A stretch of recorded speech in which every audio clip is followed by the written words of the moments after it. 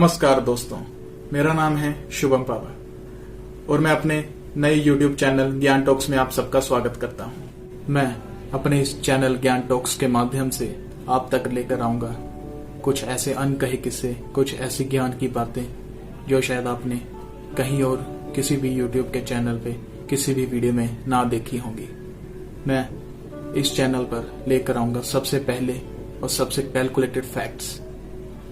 मेरे इस चैनल के साथ जुड़ने पर आप शायद इस दुनिया को एक अलग नजरिए से देखने लग जाएं। तो वीडियो शुरू करने से पहले लाल बटन को दबाकर मेरे चैनल को सब्सक्राइब कीजिए और वीडियो पसंद आए तो लाइक जरूर कीजिएगा। तो चलिए शुरू करते हैं। आज मेरे चैनल की पहली वीडियो में हम जानेंगे श्री सोनम वांगचुक की चलाई गई मुहिम बॉयकॉट मेड इन चाइना के बारे में। हम जानेंगे कौन है सोनम वांगचुक, क्यों इन्होंने ये मुहिम शुरू की बॉयकॉट मेड इन चाइना, हमें क्या करना होगा इस मुहिम से जुड़े रहने के लिए, क्या फायदा होगा हमें और हमारे इस देशवासियों को इस मुहिम से, और साथ ही में हम कुछ कैलकुलेटेड फैक्ट्स के जरिए जानेंगे इस मुहिम का हमारे देश और देशवासियों पर क्या फर्क, क्या एडवांटेजेस और क्या डिसएडवांटेजेस होंगे लॉन्ग टर्म और शॉर्ट टर्म इफेक्ट के साथ। सबसे पहला पॉइंट, कौन है सोनम वांगचुक।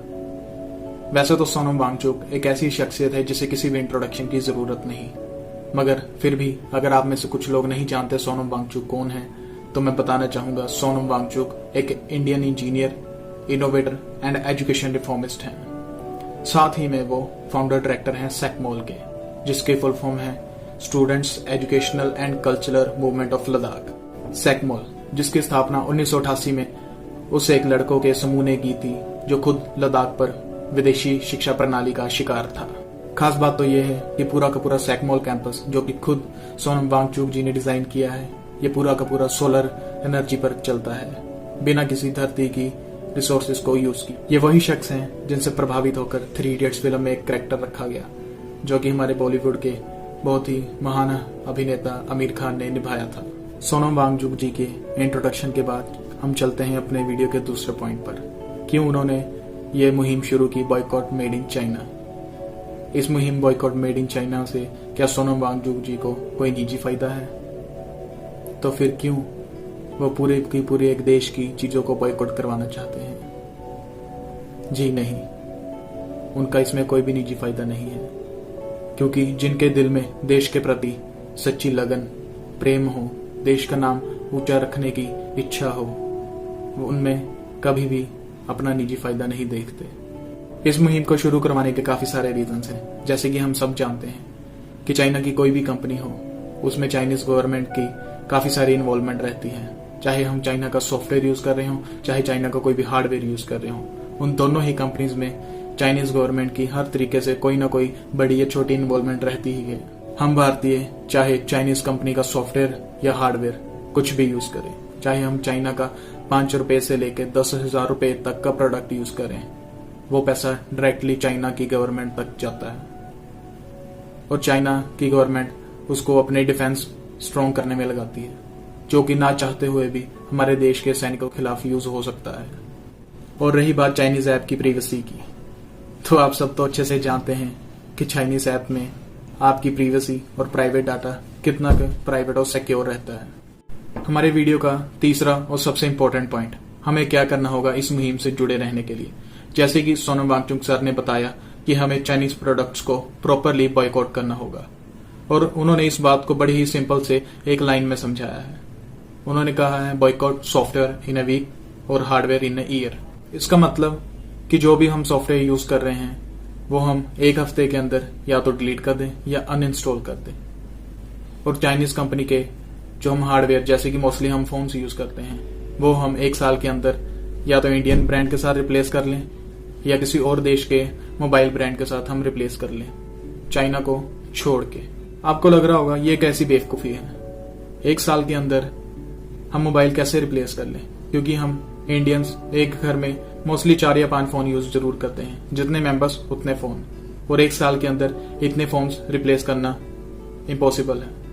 यकीन मानिए थोड़ा सा मुश्किल जरूर होगा, शायद हमारे काम पर भी इसका कुछ असर हो, पर यकीन मानिए अगर दृढ़ निश्चय के साथ हमने ये मूवमेंट चलाया तो कोई भी मुश्किल बड़ी नहीं लगेगी। विश्वास रखिए। यकीन मानिए, मैं खुद एक टिकटॉकर था। मैं खुद टिकटॉक यूज करता था। मेरे काफी अच्छे फॉलोअर्स भी थे।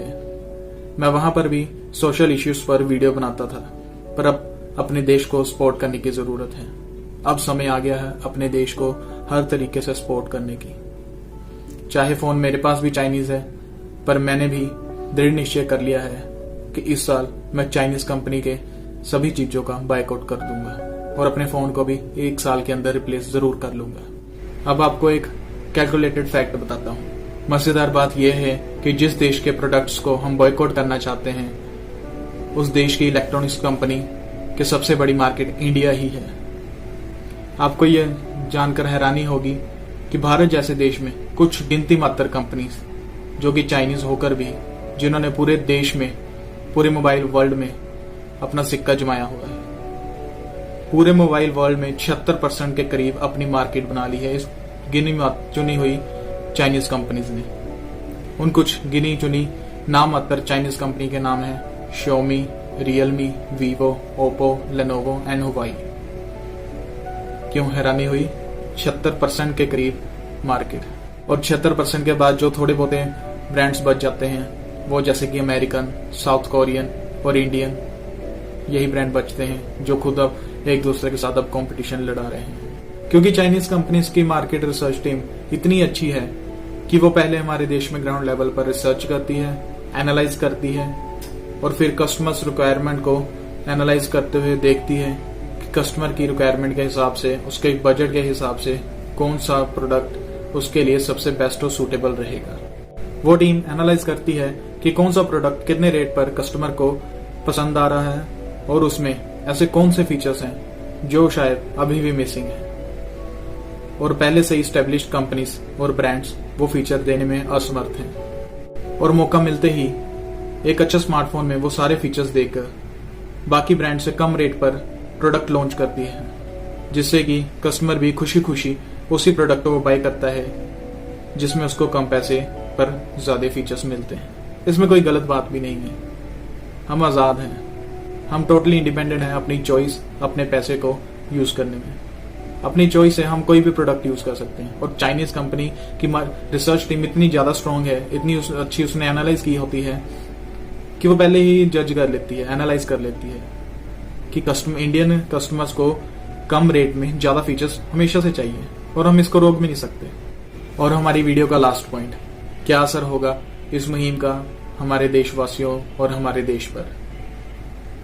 यकीन मानिए, हो सकता है इस सपने को पूरा होने में कुछ समय लग जाए, शायद 1 साल या 2 साल या उससे भी ज्यादा समय लगे।